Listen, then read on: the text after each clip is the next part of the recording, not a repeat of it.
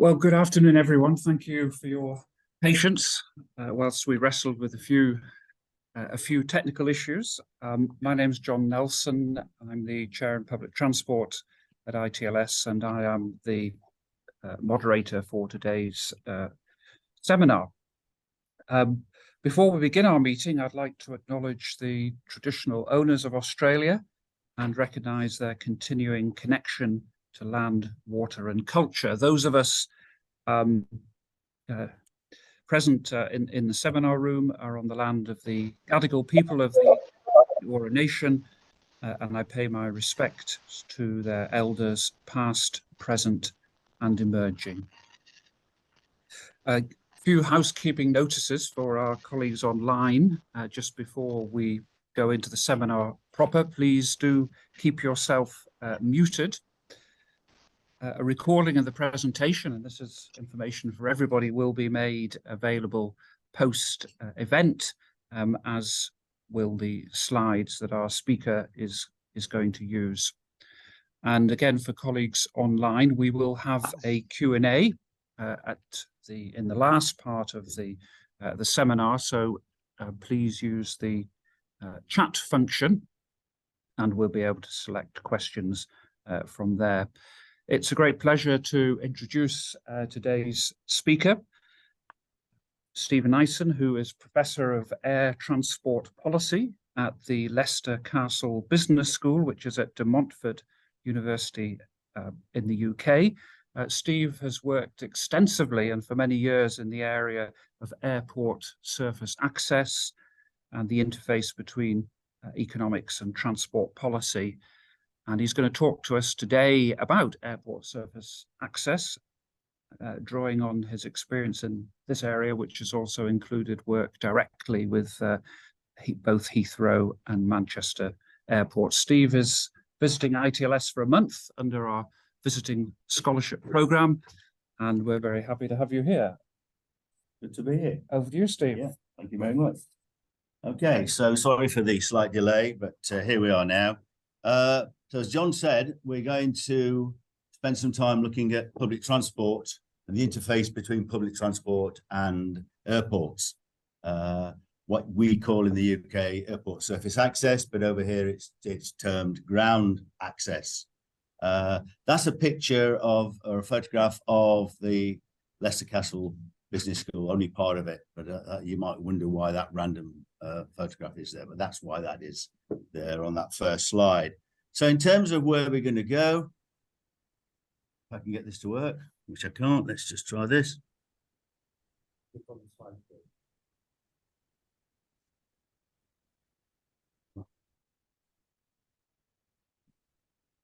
Okay. So the first slide then gives you an overview of the presentation, leadership and policy seminar. I want to give you the aim, a quick background to the issue of ground access, surface access, the users of ground access, which you'll be aware of, which are passengers, visitors and employees, a bit about surface access and how that butts into airport master plans, a bit about the options that are available to airports for dealing with the issue of ground access, and a bit about mobility, reduced mobility and aging, which is some work that I've been involved in fairly recently. And then I thought it might be useful to take one of these strategies and just to give you a quick run through some of the issues that come out of that particular strategy, and that's the Heathrow one. And then we'll draw a number of conclusions. So there's the aim, very simple, to look at the role that public transport plays in a surface or a ground access environment from the UK. So it is a purely UK focused. Hopefully through the discussion at the end, we'll be able to pick up on some of the similarities and differences between what is happening here and what is happening over in the UK. Hopefully you'll find it vaguely interesting. I thought it'd be good to have a map. Always good to have a map. There's a map of a number of the largest, in fact, the largest 15 airports in the UK, ranging from Heathrow down to London City. I give the passenger numbers there down the side and also their location. And each of those have been tasked with producing a strategy for dealing with airport access, a bit like your master plans here in Australia, and we can perhaps look at some of those similarities. But that's just a map that shows where they are, which you probably know already. Some very large ones, of course, Heathrow stands out there, but there are others, Gatwick, Manchester, Stansted. I'm going to be drawing on a few of those in some of the examples that I'm going to refer to as the talk progresses. So what about the background? Well, you know, airports are often located away from central areas, obviously. And then there is a need to get those people from those central areas to the airport. If you look at Stansted, which calls itself London Stansted as a selling tool, it's 35 miles, 56 kilometres from central London. There is a train network, so in that sense, that's quite good. Gatwick, 48 kilometres. Dulles in the States, 45 from Washington. Those that have been to TRB will be aware of that, clearly. And if you take your own airport here, about 8 kilometres from the central business district, so much nearer. But of course, they're large generators of traffic, and they create all sorts of issues. Users and employees. By users, I mean passengers, but also employees who need to access the airport. They're all over the metropolitan area, and often they can be all over the country, particularly if they're talking about the passenger side of things. So there's an issue there, large generators of traffic. In the UK, probably here as well, certainly surface access, ground access has become a major capacity constraint. There are terminal constraints, there are runway constraints, but this notion of dealing with passengers getting to and from the airport has created quite an issue for airports, not least in terms of the associated congestion and the environmental fallout from that. So it's a challenge. It's a challenge that was recognised by the government, the Labour government, back in 1998, 25 years ago, when they put forward a white paper which tasked airports with encouraging the use of public transport, if at all possible, and to reduce car dependency. And that's been the sort of the test from which airports have been tasked with undertaking from that period onwards. So there's a bit more about that. It was a new deal. It included all sorts of things. Workplace parking levy, which is here and also back home in the UK.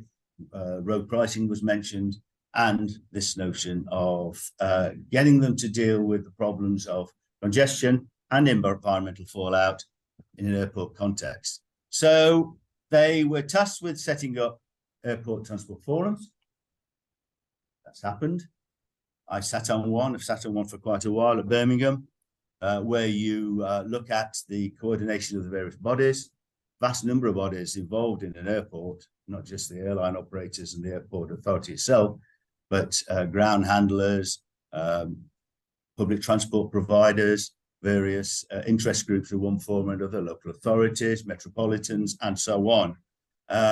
They've been tasked with coordinating that group, but also producing a strategy, a bit like your ground transport plan, to encourage more trips by public modes, and they are tasked with meeting twice a year, every 6 months, to review what is actually been going on. What did the forum have as its sort of objective? Well, there we go, you can read that, but to set themselves short and long-term challenging targets. I've been reading quite carefully over this last couple of weeks the ground transport plans of airports here, and there was no mention, seems to me, of target setting. So that's an interesting 25-year long experience that we've had in the UK. Whether they achieve them or not is we can talk about. Decreasing the proportion of journeys made by private car, trying to devise strategies to achieve those targets, and to then oversee the implementation of those various strategies in order to achieve those particular targets. They produce what's known as an airport surface access strategy. Much the same sort of thing, but that's again looking at public transport usage. It's over a 5-year time frame, a bit like travel plans, and these are reviewed every 5 years and Normally what you get are a new plan in that time frame. I put a couple of covers there. I've got one here actually in front of me. But you can download those and look at those for yourself if you're interested. But there's 4 there.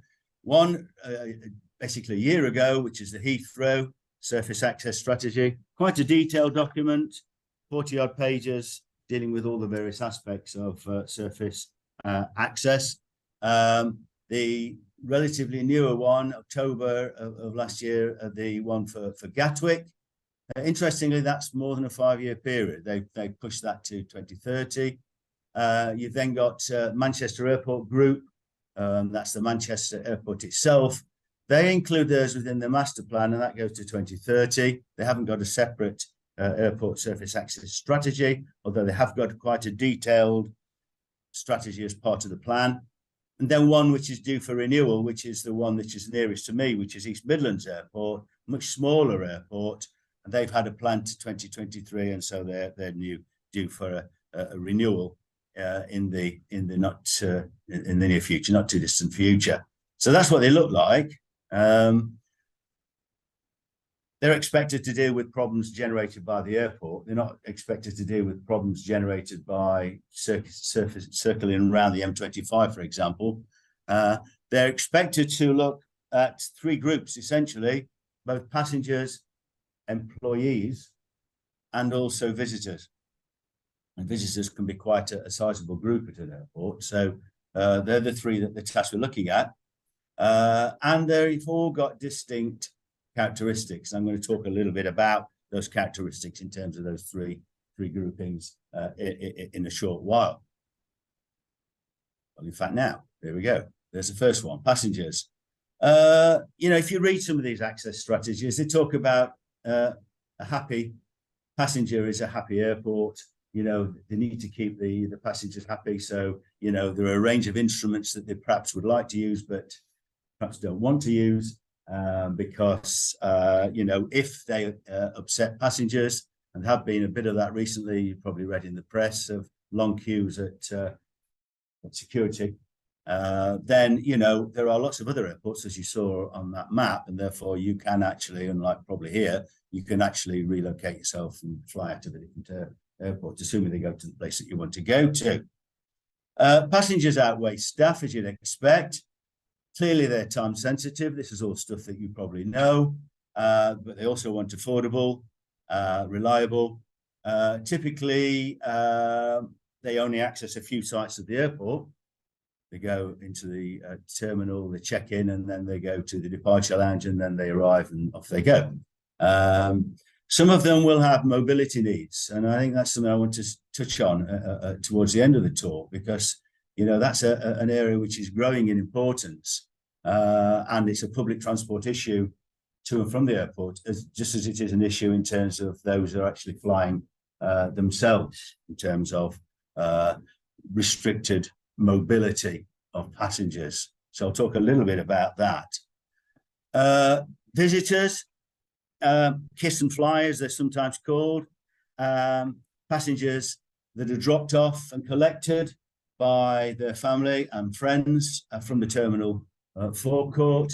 That's something which UK airports have been quite keen on trying to address, as I'll explain in a minute, partly because they will create 4 trips. They'll take you and drop you off, go back, come back and pick you up, take you back.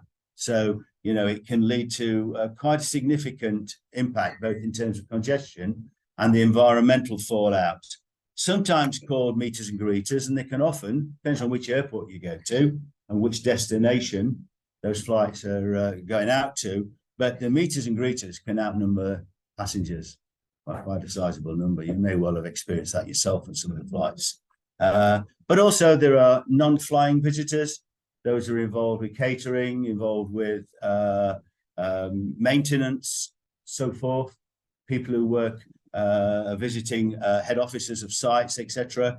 And also people who just like planes, therefore go and stand there and watch, and take photographs, and those who want to go for shopping and other reasons.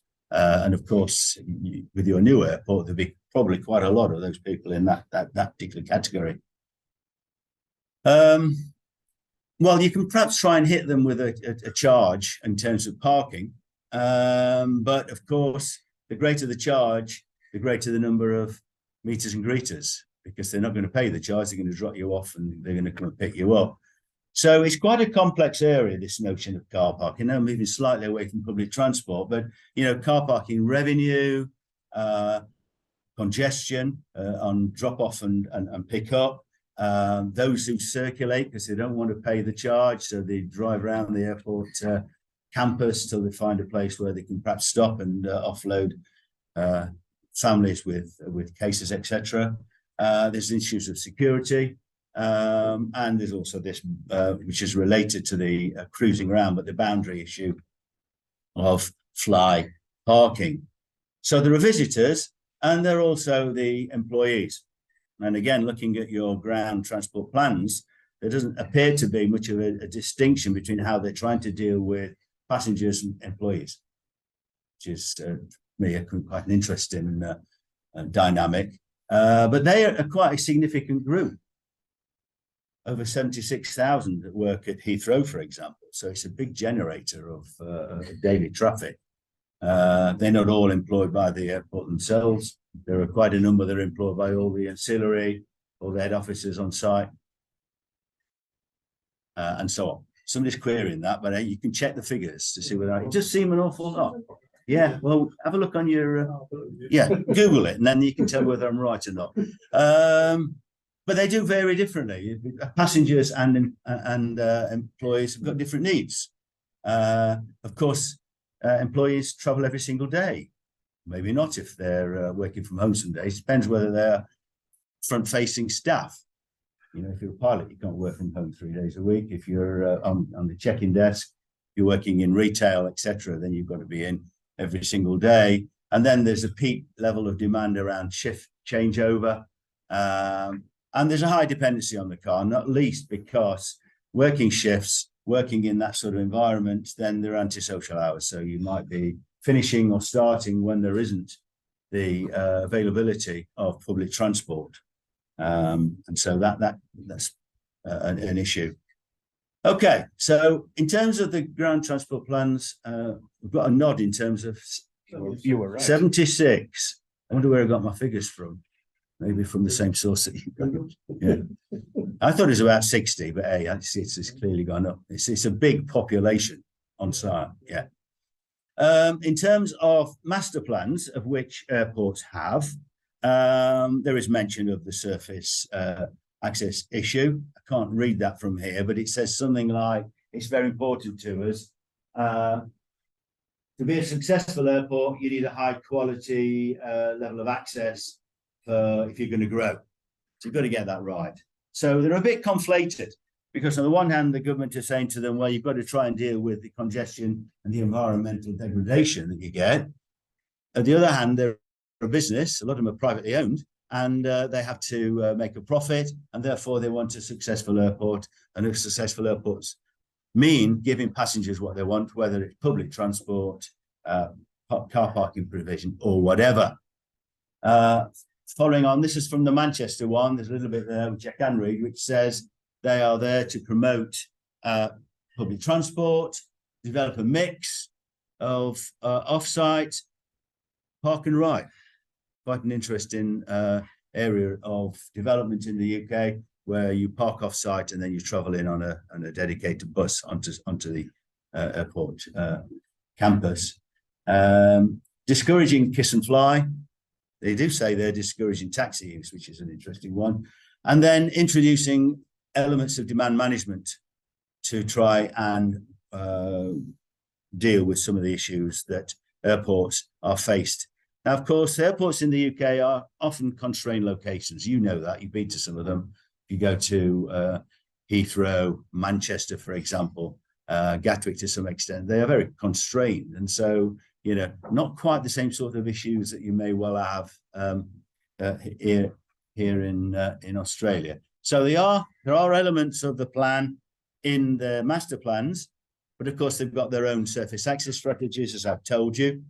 And as well as setting up the strategy, they have to identify how they're going to try and deal with what the government have said, and even the airports themselves have said, are the issues, the joint issue of congestion in and around the airport and the environmental issues related to that.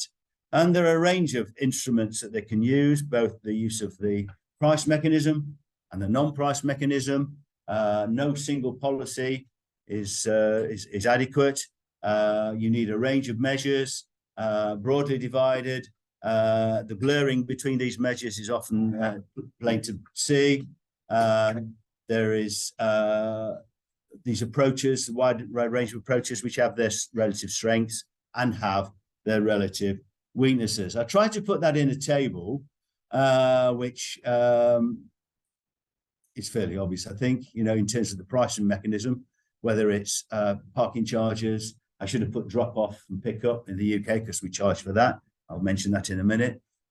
Road user charging, which we have in the UK, but in an urban form. But there have been talks in the past of having a road user charging in an airport setting.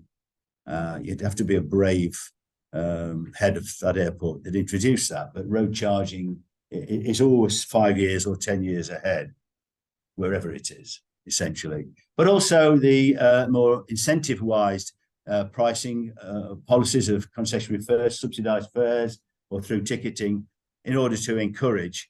But on the other side, then you've got parking restraint, you've got car sharing, if you're looking at employees, and we have elements of that in the UK. We have, probably not in the same sort of way that you have, but looking to invest in rail and also in the road network. So that's part of the supply side. You have enhanced local public transport provision, a reallocation of road space, making the roads available to bus lanes only, providing more information, real-time information, taxi sharing schemes. That's particularly there for employees who work late and therefore perhaps share a taxi to get back to their destination when they finish their shift. And again, mention of walking and cycling in your ground transport plans, but here we're talking about walking and cycling that's specifically for employees.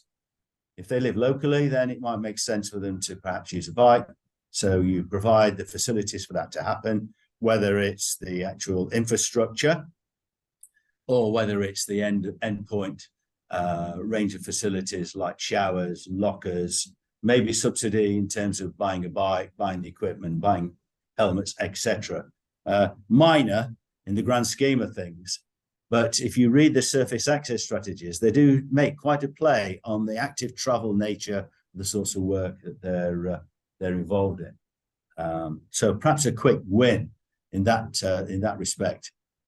Well, I put that in there. I don't know whether we need that, but it's always nice as an economist to have a diagram that you think you know and you've learned to love over the years.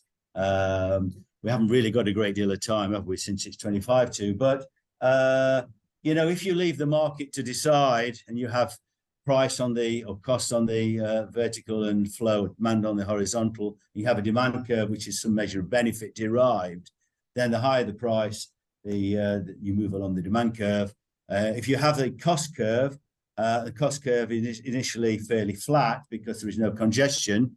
At some point at flow F0, that cost increases because of congestion. So you've got the marginal private cost curve. If you have no interference in that market, you might well have a point such as point C, but that doesn't take account of if you can measure it, the social costs of one form or another, including congestion, etc.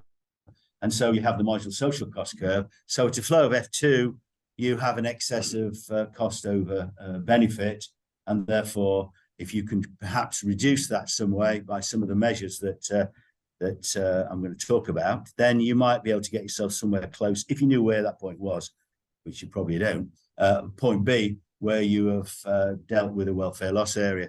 Of course, if you are too draconian and you want to reduce congestion completely, then you get to a point F0, but then, you know, you haven't really got an airport because there is no flow. There's no use of that airport in any shape or form because the price is too high to get there.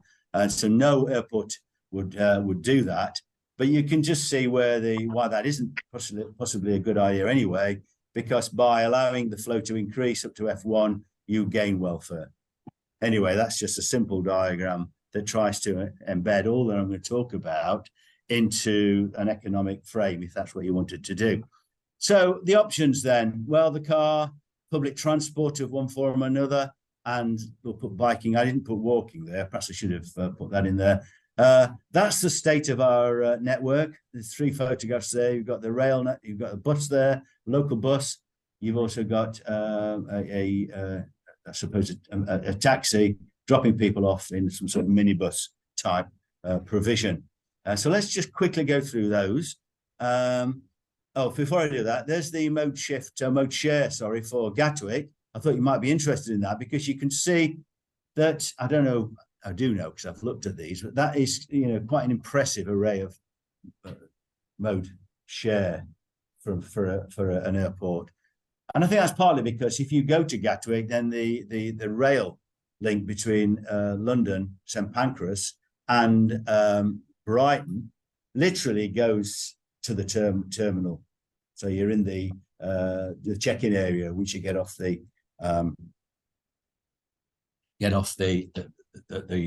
train at Gatwick. So you can see though the private car for first 2 quarters of 2022, 36% private car, but then 43 rail, and then the rest taxis, minibuses.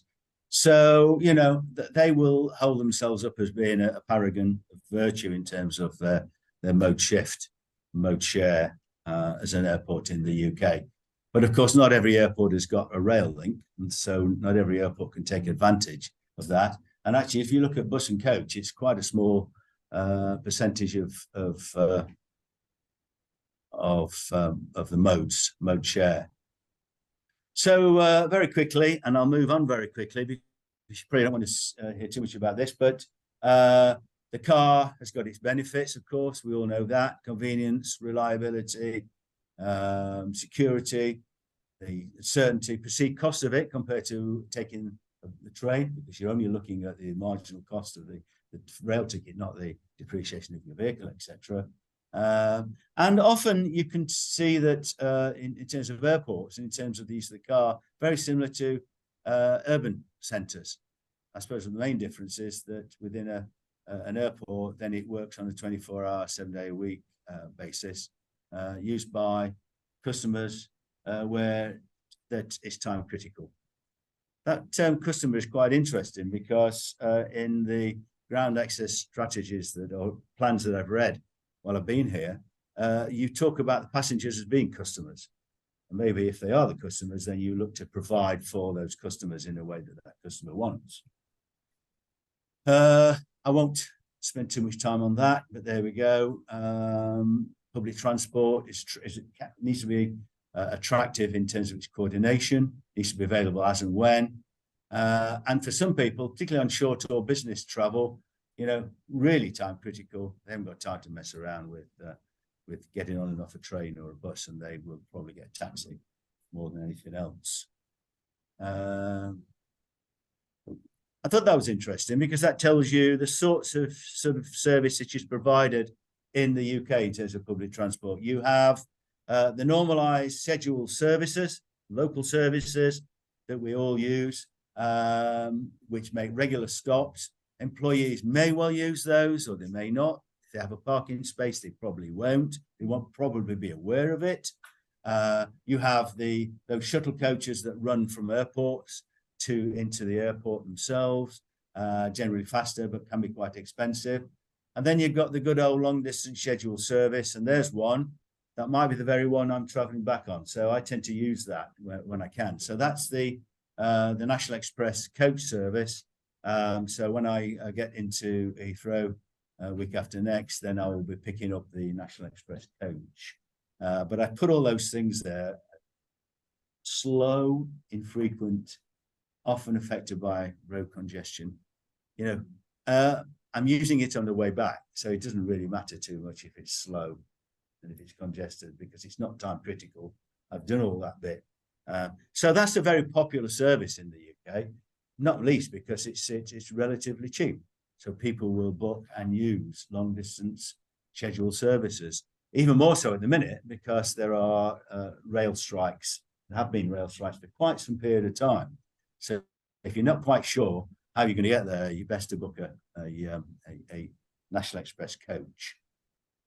Rail, well, I've said it's becoming increasingly important. I think that's true. We've got high-speed rail, which will link into Birmingham Airport. We have Crossrail, which is now called the Elizabeth Line, which runs through Heathrow. So there are benefits there. And if you can get that right, clearly you can enhance the level of service as an alternative to the private car. But there are a number of things. Which area does it serve? Are there connections? And so on. Is there room for your luggage? Is it affordable? Is it safe? Is it easy to buy a ticket? Maybe less so since they're looking to close down quite a lot of the ticket offices at rail stations in the UK. So that might be, particularly for certain groups of user. But it's expensive to construct. And, if you build high-speed rail, you basically annoy a lot of people because you take out a lot of land, which is, got a lot of trees on it, for example, and it goes through Middle England. And so, but it's expensive. And also there is the demand of the service aspect to it as well. Right. Okay. I just want to spend a little bit of time on, and I've gone past my time, John, sorry about that, but then I did start a little bit later, so you can give me that probably. Something that I've looked at quite recently, and that's persons with reduced mobility, because this is in terms of the airline operators, but it could equally be the public transport providers, getting people from where they live to the airport, and the other end, getting them from the airport to their destination. But physical disability, intellectual disability, in fact, any level of impairment, which is quite a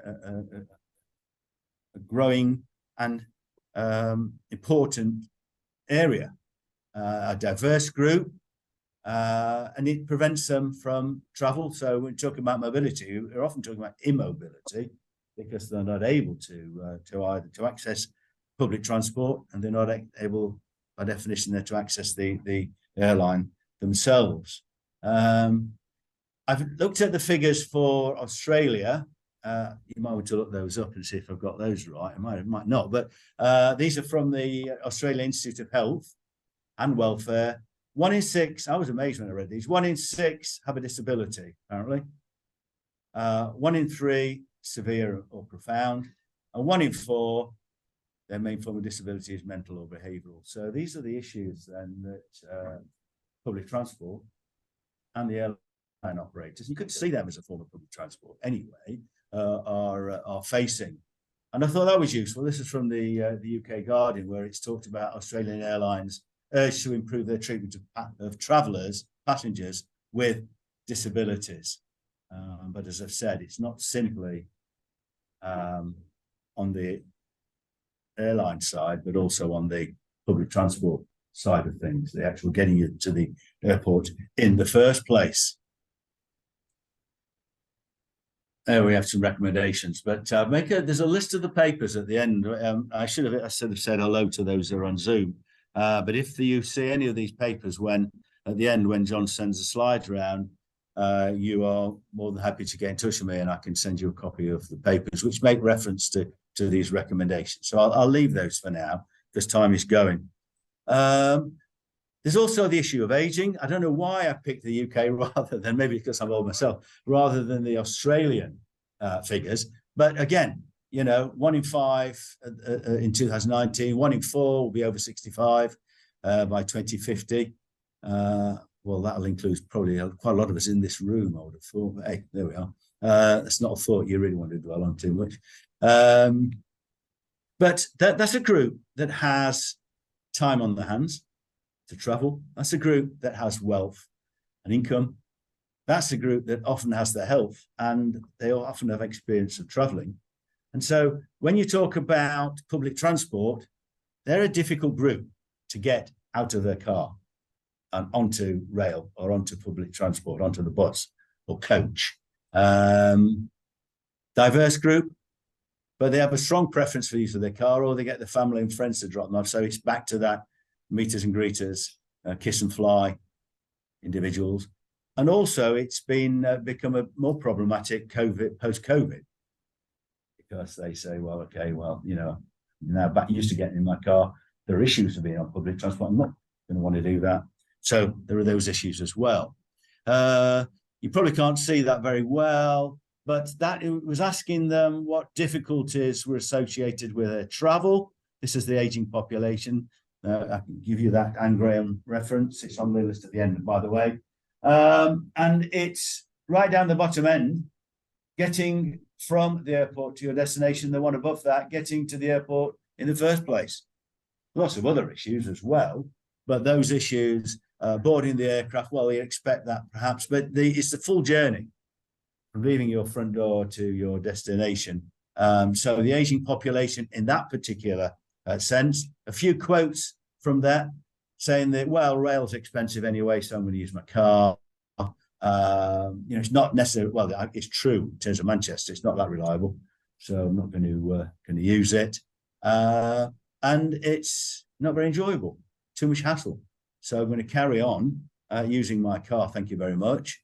And there's some factors that influence their choice. Ease of undertaking the journey at the top, comfort, all those things we talked about, reliability, ease of accessing information about right down the bottom. So perhaps they've never tried, therefore they weren't bothered, so they could put that down as a lower ranking. But, you know, accessing public transport in order to get them to the airport. Ask them about the environment.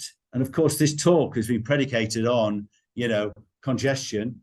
And let's try and do some in terms of, you know, the climate. Well, there you go. 67% of them say, well, we're not really bothered about that. You know, we want to get to the airport, you know, and anyway, it's not, we're not causing the problem, it's other people. And you can see that in some of the quotes here. So that was quite a shock to me when I saw that, so that pie chart that we'd set up. Because here's some of the quotes. Could not have easily chosen a greener option. Bus, coach, rail. Sensible to use my car. Got my luggage. Anyway, I've only done 200 miles, so it hasn't really had too much of an impact, to be fair. And so it goes on. We're both 70, you know, too old. It's convenient. We only go once a year anyway, so we used to go 3 to 5. Now we only go once. So they're the sorts of comments that you get back. Just to finish off quickly, and I'll go through these very quickly. I thought it might be useful just to say what the sort of things are appearing in one of them, which is the big mover and shaker, I suppose, in the UK, Heathrow. And again, it's the same things that I've talked about, trying to encourage the use of public transport to improve air quality, carbon emissions, so on and so forth. You know, perhaps use of cleaner vehicles. They provide a map which shows the sorts of hub integrated network that they've got in terms of underground, the new Elizabeth line, the rail network, Heathrow Express, the bus and coach provision.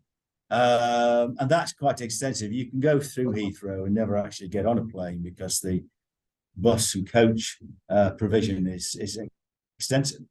So you use it as a hub, and that's what I'll be using when I get back in a number of days' time. Same sort of thing. Aspiration, a lot of it. Single occupancy vehicles, we want to try and get rid of them. Mention there of active travel, walking and cycling, and also mention of car sharing, which they have a large scheme for the employees, which they try and encourage people to sign up to and relocate themselves in that sort of way. And then they have their targets, as we talked about. Good job, I got that right there. So you could have put it back on there again, 76,000. But there are 400 companies.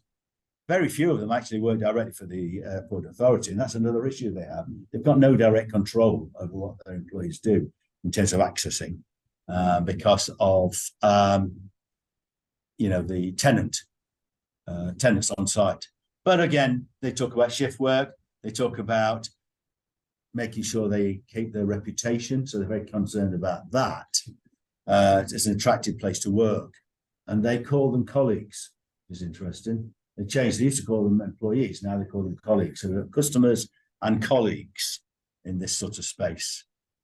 They have a forum, which I've talked about. There you can read that. They talk about the improvements that they've made and the ones that they want to make, subsidising, kickstarting, subsidising new services if they are seen as being worthwhile. Although at the minute, of course, they've been through the COVID and financial difficulties, as all airports have. So that's a bit of an issue at the minute. And then exploring options for park and ride, which is an interesting one, and a number of airports have that anyway. And information flows. And there we go. I'll be passing through that public transport terminal when I get back, but physical information of what's available. And last but not least, a drop-off charge, which again, I don't think that's anything that you have here in Australia. No reason why you should necessarily, but pretty much all airports in the UK have a drop-off charge, about $10, a bit less than that, £5 to drop off, and then it racks up if you stay longer. So it's quite draconian. You probably come across it yourself. They sell that as a basis of sustainability. They sell that as a basis of trying to reduce, kiss and fly. But it's a very, very important source of income to them, because they can use that revenue to add to improve sustainable transport. But it's not all hypothecated, so some of it goes into the general till. Okay, I'm going to move on, John. Yeah, let's move on then. Let me just, well, there are some conclusions, but they're all pretty much what I've just said. So you can have a look at those yourself in your spare time. And there are some lessons learned, I think, and transferability from what we're doing, what is happening here. So you might like to look at that as well. But just finally, the range of papers, sadly, they've all got my name on them. So that's just shameless from my point of view. But it's the only way you can perhaps get people to read your papers. You can put them on a screen and then they get circulated. So if there's anything that you like the look of there, which has caught your fancy, well, apart from the book, then the others I can send you copies of, so you can see what we've been up to in this space. Thank you very much.